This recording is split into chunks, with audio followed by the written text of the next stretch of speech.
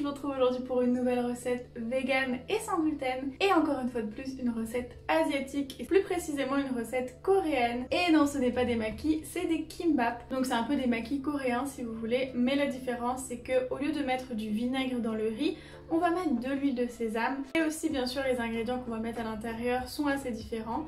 D'ailleurs, dans le kimbap traditionnel, bien évidemment, c'est de la viande que moi je remplaçais par du tofu mariné. Mais aussi, vous allez voir, moi je mets un mélange de salade. Mais normalement, on met des épinards qu'on a fait blanchir, assaisonnés avec un petit peu d'ail. Donc moi j'avais pas d'épinards ce jour-là. Donc malheureusement j'ai remplacé ça par la salade.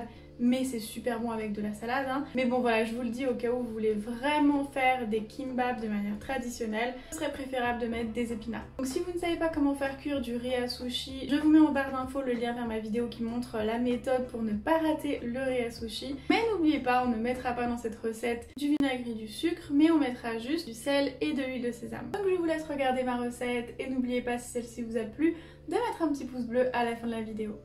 Alors on va commencer à faire cuire 300 g de riz à sushi, et pour ceux qui ne connaissent pas la méthode de la cuisson du riz à sushi, je vous mets le lien en barre d'infos et juste ici en haut.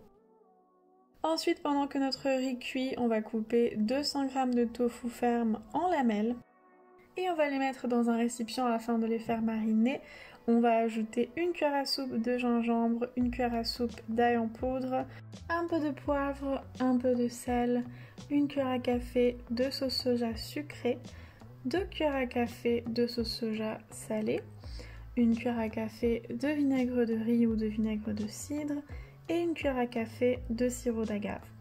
On va ensuite bien mélanger pour que la marinade soit bien répartie et on va laisser mariner le tofu au minimum 30 minutes au frigo, voire une nuit. Ensuite, pendant que notre tofu marine, on va couper un demi-concombre en lamelles.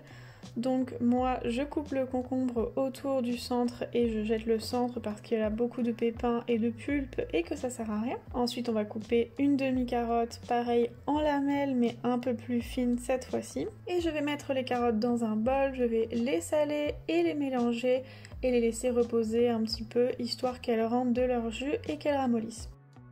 Une fois que le riz est cuit, je vais venir l'aérer en le mélangeant précautionneusement avec une cuillère.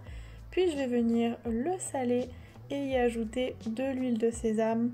Donc je vais ajouter une cuillère à soupe d'huile de sésame et je vais bien mélanger pour que le goût soit réparti et laisser le riz refroidir.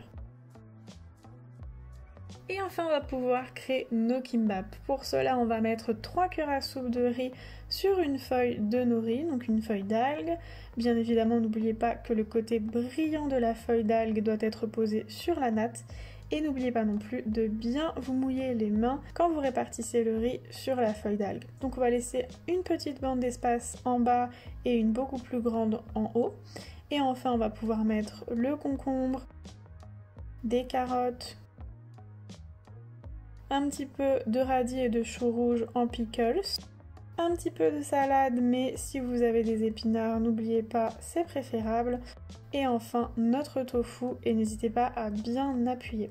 Ensuite on va un tout petit peu mouiller en haut et en bas la feuille de nori et on va pouvoir rouler notre kimbap. Donc n'hésitez pas, ayez vraiment confiance en vous pour ça.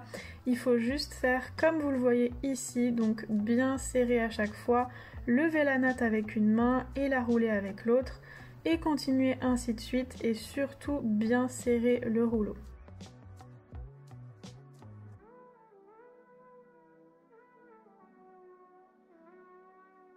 Et voilà, vous vous retrouvez avec un magnifique kimbap que vous allez enduire d'un petit peu d'huile de sésame pour le faire briller et pour lui donner encore plus de goût. Et ensuite, vous allez couper avec un couteau propre et légèrement mouillé le rouleau en tranches. Et n'hésitez pas à renettoyer et remouiller la lame du couteau à chaque fois qu'elle redevient sale.